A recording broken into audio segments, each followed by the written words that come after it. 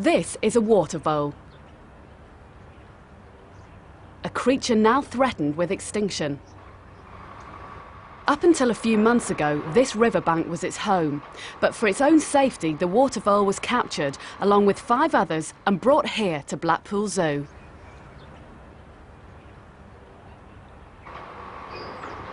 This is a River Don near Doncaster, where we needed to do some work to help reduce flooding levels in the town, and it involved work actually on the banks of the river which would disturb the water vole's habitat, and that's why we needed to move them away while that work was done.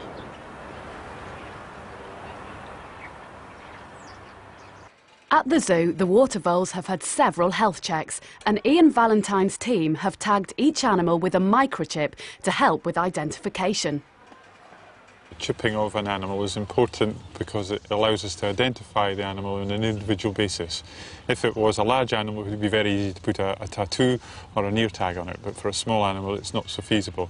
And therefore you use this injector and inject the small microchip, which is about the same size as a grain of rice.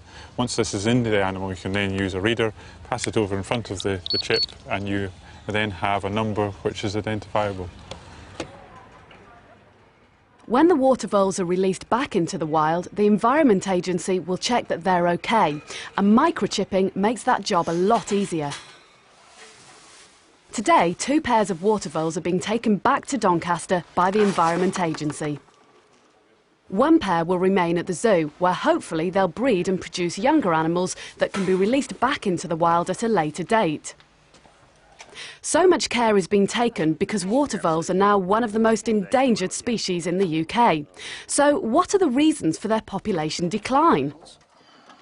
One of them is the effect that American mink has had on them. The American mink is not an animal which should be here. It's been introduced into this country, and they prey quite heavily on water voles. A few other things which are causing them problems are the destruction of their habitat, and also pollution. Serious pollution of their waterways causes tremendous problems for the water voles themselves. The building work on the River Don is finished, so it's time to let these water voles go back home. First, they're released into special cages on the water's edge. The cage is designed so that it's enclosed on all sides and the top, but it's actually open underneath, so that when the water voles are in there, because they're burrowing animals, they do have an opportunity to actually burrow into the bank and create a home for themselves before they finally into the wild. The cage itself will give them some protection from predators, other animals that might come and eat them. And inside we've got a plastic box with hay in that they can get underneath that's dry and provides a nest for them to be in. All this work for the safety of only a handful of water voles.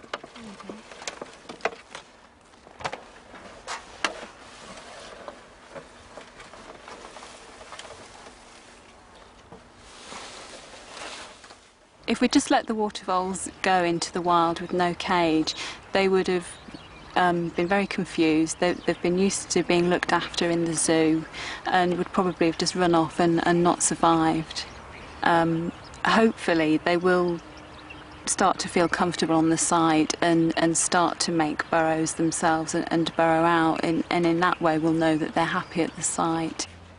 Water voles are under threat because all over the country their habitat is being destroyed, and because of predators like mink.